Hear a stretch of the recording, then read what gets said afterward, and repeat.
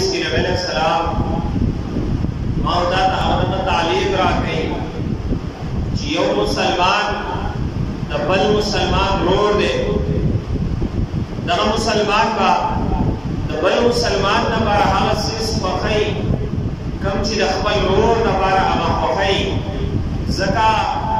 دا ټول انسانان هغه په آپس کې هغه مسلمانان ورونه دي دغه تعلیم ما او دا زما او استاد شریعت دی آیات کے علامات فرمائے وَافْعَلُوا الْخَيْرَ لَعَلَّكُمْ تُفْلِحُونَ وَافْعَلُوا الْخَيْرَ نیکی کوئی لَعَلَّكُمْ تُفْلِحُونَ نبارا ندیش داسو کامیاب شی دغا نیکی اغا حقوق العباد کے اغا ہندا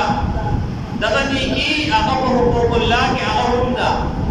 دغا حقوق العباد تذکرہ اغا پتیر قوم حقوقا بی اغا داسو تدغوش ولا یو سړی د رشتہ دار سره هغه څنګه ښه سلوک هغه کوي د دغه ښه سلوک په دنیا او آخرت کې د ده لپاره هغه فایدې هغه څه دي د بد سلوک هغه نقصانات په دنیا او آخرت کې هغه څه دي نو کم نیکي وافعلوا الخیر تاسو نیکي کوئ د دې نه هغه ټولې نیکیانې هغه مراد دي برابره خبره ده که دا په حقوق الله کې وي او که دغه نیکیانې هغه په حقوق العباد کې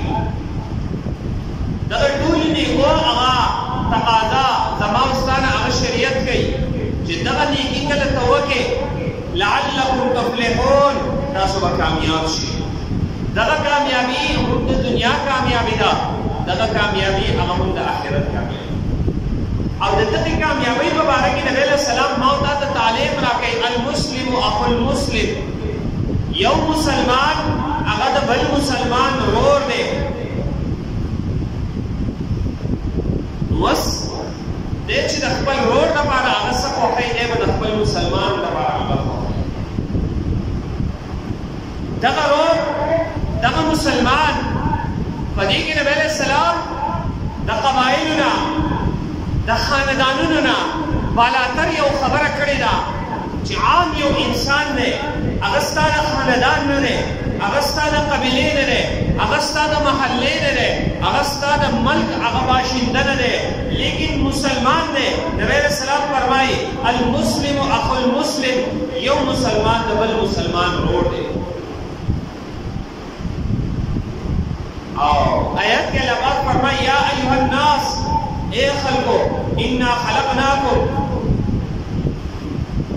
بیشک موږ تاسو پیدا کړی یې من ذکر و انثى د یو مذکر یو مؤنث چې حضرت آدم علیه السلام او حضرت حوا د هغوی نه ما پیدا کړی یې وجعلناکم شعوبا وقبائل او تاسو کې ما قبیلې پیدا کړې او قبیلې او جماعتونه مې په تاسو کې بیا پیدا کړل جوړ کړل صدا بار لتعارفو بار ردیش تاسو یو بل پیژنئ د قبیلو او د خاندانونو د پیدایش الله پاک هغه یو وجه بیانوي لتعارفو د بار ردیش تاسو یو بل هغه وپیژنئ د پیژندلو ذریعه ستاسو وګرځي ان اکرمکم عند الله اتقاکم په تاسو کې د ټولو نه زیات عزتمن خلک هغه دی چې هغه تقوادار خلک دي نو الله پاک په دې آیات کې هغه هم دغه درس راکوي ما ته چې یو مسلمان د بل مسلمان ورور دی ځکه الله پاک فرمایي ما تاسو د یو مذکر او د یو مؤنث نه پیدا کړی چې هغه حضرت آدم علیه السلام او حضرت حوا دي کله چې د یو نه هغه پیدا شو د یوې جوړې نه پیدا شول نو دا ټول انسانان دا ټول مسلمانان په آپس کې هغه ورونه شو بلور فیسبوک کې هغه شجره مخې ته راغله د آدم علیه السلام نه هغه نقل کېږي او اخره پورې هغه ځي نبی علیه السلام پورې ټول چې دی نه هغه د آدم علیه السلام درې زامن د هغه بیا اولاد داسې چې دی نه هغه راځي کوم پیغمبران منځ کې راغلي او په سور بن باندې لیکلي که هغې ته سوچ وکړې نو دا ټوله سلسله چا ته لاړه شي آدم علیه السلام ته لاړه شي نو د دنیا دا ټول انسانیت او دا ټول مخلوق په اپس کې هغه خپل شو ګډوډ شو. بلکې دا پلانکې ستا سره وایي دا زما نږدې رشته دار دی، دا پلانکې سره وایي دا زما دور کا رشته دار دی، لرې رشته دار دی زما. وایي دا پلانکې سره دی وایي پردی دی، دا رشته دار نه دی، حالانکې دا ټول رشته دار دی. خو په یو ځای کې هغه د دریو کسونو عبدالله نوم دی، یو علاقه ده د دریو کسونو عبدالله نوم دی. نو اوس به څنګه پېژندلی کېږي چې عبدالله نوم واخیستلی شي؟ د دې عبدالله نه کوم عبدالله مراد دی؟ الله پاک فرمایي وجعلناکم شعوبا وقبائل لتعارفوا، په تاسو کې مې جماعتونه ډلې پیدا کړې، قبیلې مې پیدا کړې، لتعارفوا دپاره د دې چې تاسو یو بل وپېژنئ. هلکه پلانکې عبدالله دا کومې قبیلې وال دی؟ دا پلانکې قبیلې وال دی. پلانکې عبدالله پلانکې قبیلې وال دی، یا دا پلانکې عبدالله د پلانکې علاقې اوسېدونکی دی، دغه عبدالله هغه سواتي دی، دا پلانکې عبدالله هغه د پنجاب اوسېدونکی دی. دغه چې دی نه هغه د پیژندلو لپاره مې په تاسو کې چې دی نه هغه دا پیدا کړي، نه د دې لپاره چې فضیلت هغه په دې باندې شي، چې فضیلت هغه په خاندانونو شي، فضیلت هغه په ملکونو باندې شي. د دې لپاره مې هغه نه پیدا کړي. ټول مسلمانان په آپس کې هغه ورونه دي. د دې لپاره به هغه څه خوښوي د بل مسلمان لپاره کوم چې د خپل ورور لپاره خوښوي. او دغه تعلیم نبي علیه السلام ما او تا ته هغه عملاً راښودلی. د نبي علیه السلام خپل تره ابولهب خپل تره دی، نبي علیه السلام هغه ته خیري. قرآن مجید د هغه د خیرونه د هغه د خیرو په باره کې قرآن مجید یو آیات دی، یو صورت دی، تبت یدا ابي لهب وتب، هلاک دي شي دواړه لاسونه د ابولهب. د هغه ښځې د هغه خیري دي، وامرأته حمالة الحطب، او د ده بیبي دې هم هلاکه شي، کوم چې به لرګي راټولول د نبي علیه السلام په لاره کې بېلونه غورځولې. د نبي علیه السلام خپل تره دی، د نبي علیه السلام خپله تندار ده، لیکن هغوی ته نبي علیه السلام خیرې کړی دی، هغوی ته قرآن هغه خیرې کړی دی. بل طرف ته د حبشو نه یو کس راغلی دی، د رنګ نه تور دی، د شکل صورت نه هغه کمزوری دی، د هغه نوم چې دی نه هغه بلال دی. هغه نبي علیه السلام خپل ځان ته هغه داسې نږدې کړی دی. نبي علیه السلام فرمایي ای بلاله ستا کم داسې عمل دی، ما جنت کې ولیدل، زما نه مخکې چې دی نه هغه ستا د خپو کشار راتلل، ستا څه داسې اعمال دي چې ستا د خپو کشار زما نه وړاندې چې دی نه هغه ما محسوس کړل، څه عمل دی دی؟ نبي علیه السلام ته جواب ورکړی د الله رسوله زما خو نور څه عمل نشته دی، خو کله چې تاسو په لاره روان یئ زه ستاسو نه مخکې روان یم، چېرته دشمن ستاسو مخې ته هغه نه وي، دغه دشمنان ستاسو د لارې هغه حفاظت کوم، ستاسو نه مخې ته چې دی نه هغه روان یم، د دقې دپاره چې دی نه هغه زه مخې ته ځمه. د دغې عمل هغه دومره برکت دی چې د جنت کې د نبي علیه السلام نه مخکې داخلېږي. دا په دې وجه نه داخلېږي چې د نبي علیه السلام نه په درجه کې اوچت دی، نه، د نبي علیه السلام دغې خدمت هغه اثر دی چې د نبي علیه السلام د اوښې هغه مهار به یې نیولی د نبي علیه السلام نه مخکې روان. د حبشو نه راغلی دی، هغه نبي علیه السلام ته داسې نږدې شو چې د خپل ورور په شان د نبي علیه السلام د هغه سره معامله کوي. د فارس د سلمان راغلی دی، نبي علیه السلام فرمایي سلمان منا اهل البیت، سلمان زمونږ د اهل بیتو نه دی. یو طرف ته خپل تره هغه جدا کوي، او د فارسو نه یو کس راغلی دی هغه خپل اهل بیتو کې داخلي چې سلمان خو زمونږ د اهل بیتو کس دی، دا خو زمونږ د کور او د خاندان کس دی. نبي علیه السلام فرمایي حالانکې خو د فارسو نه راغلی، د عجمو نه راغلی و. نبي علیه السلام یې خپل ځان ته ولې داسې نږدې کوي؟ هغه صهیب، هغه صحابه چې هغه غلامان صحابه وو، د کافرانو غلامان وو چې د نبي علیه السلام خواته راغلل، نبي علیه السلام د خپلې سینې سره ولګول، نبي علیه السلام د هغوی سره د خپل وروڼو هغه معامله کوي. نو ما او تا ته نبي علیه السلام درس راکوي چې اسلام هغه درس ورکوي چې بل مسلمان د ده سره به معامله د ورورولۍ کوي. اگر که دی ستا په رشتهدارۍ کې نه دی نږدې،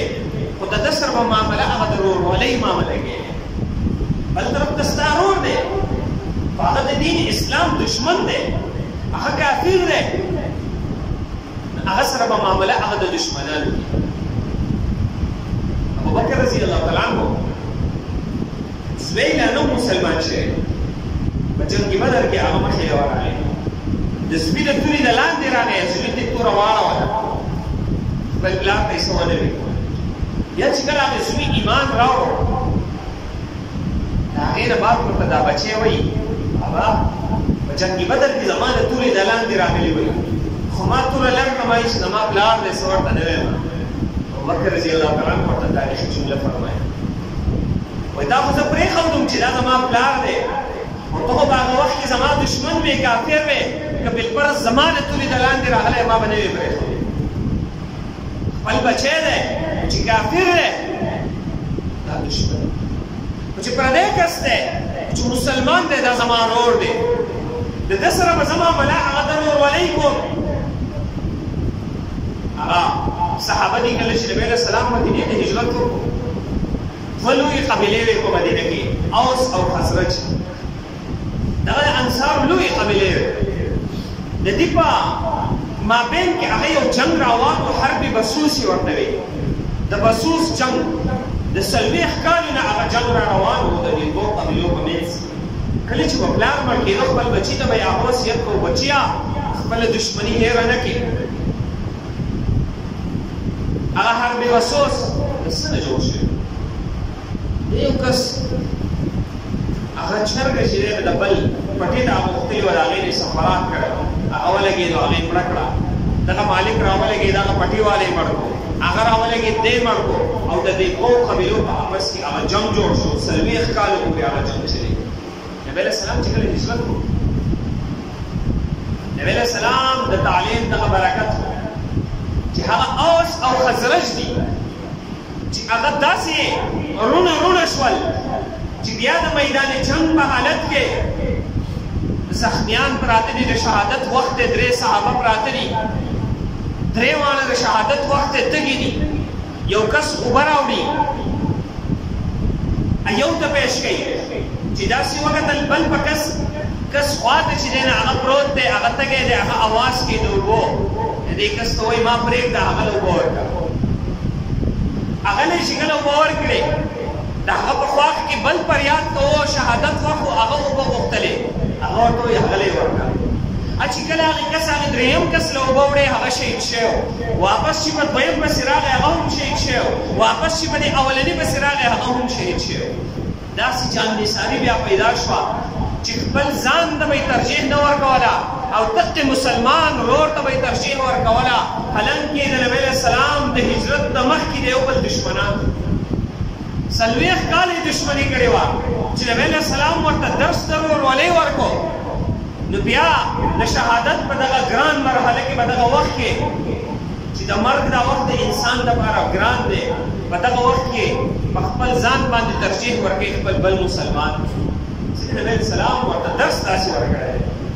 نبي علیه السلام فرمایي لا یظلمه ظلم به پرې نه کوي به د خپل مسلمان باندې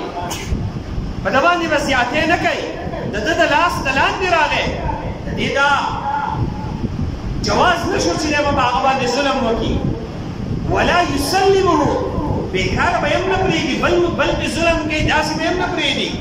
د هغه مدد به کوي داسې به نه وایي چې زما اوس ټایم ضایع کېږي هلکه ځان سره به دې لانجو کې هغه غورځومه پرېږده ځانه به لګیایي نه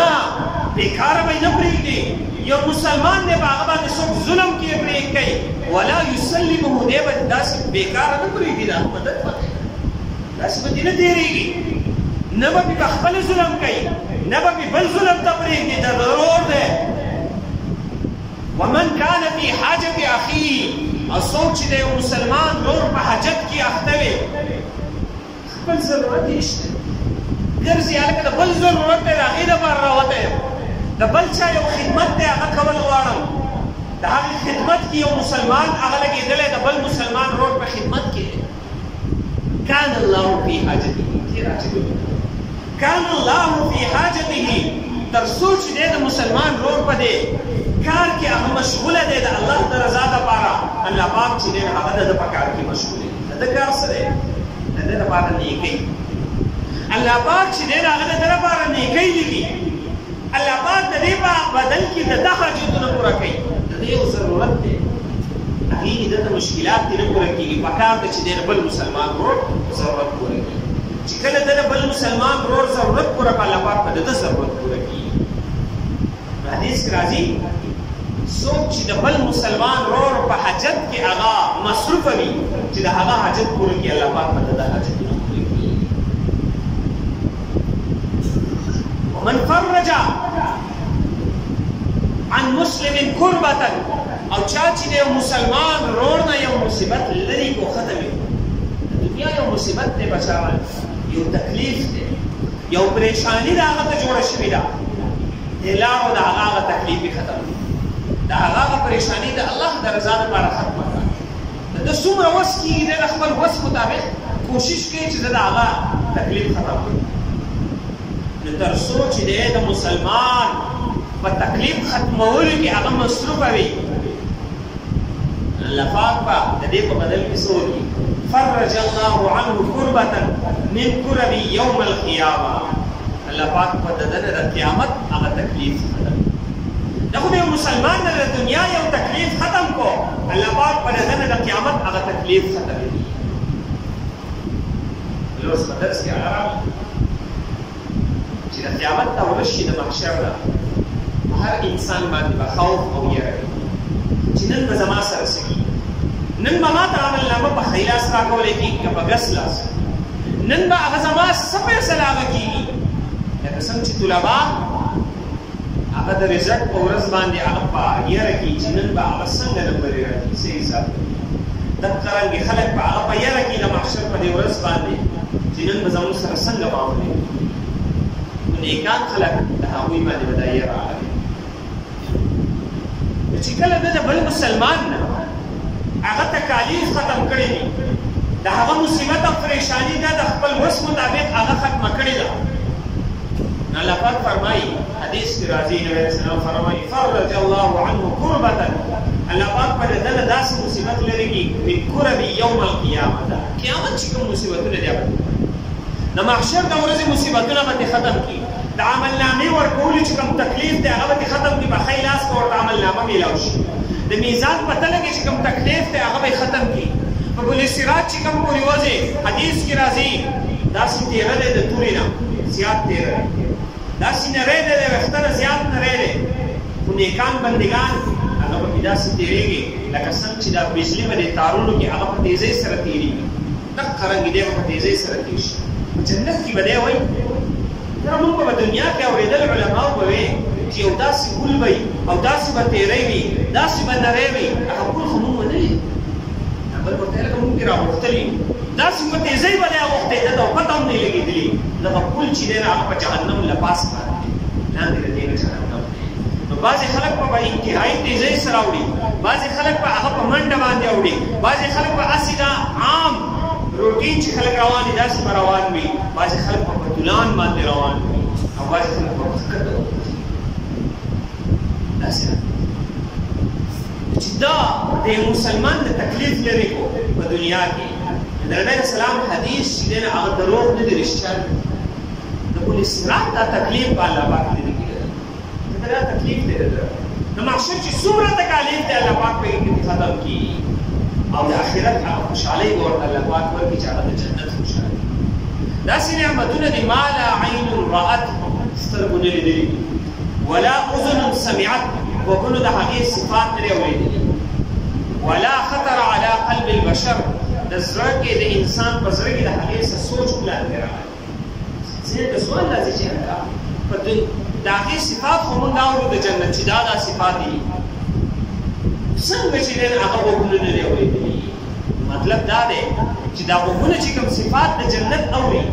د جنت هغه صفات د دې نه څونه درجې هغه اوچت صفات دي غوږونه چې کوم اورېدلي دا خو دومره کم دي چې هغه په هېڅ باندې حساب یا نبی اسلام فرمایي ومن ستر مسلما ستره الله یوم القیامه څوک چې په یو مسلمان باندې په دنیا کې پرده راوغورځوي د مسلمان عیب هغه پټ کړي د مسلمان یو غلطي وشوه هغه پټه کړه ده ده پې پرده راوغورځوله د هغه راز یې باش نه کړو هغې قام قبیلې هغې خلکو ته هغه ونه شرموه پردې پې راواچولې ستره الله یوم القیامه الله پاک په ده باندې د قیامت په ورځ باندې پردې راواچوي ورځې پرده ورسوي قیامت په ورځ به الله پاک یو بنده راوغواړي چاپېره به پردې شنې به یوازې الله پاک ورته فرمایي پلانکې ګناه دې کړی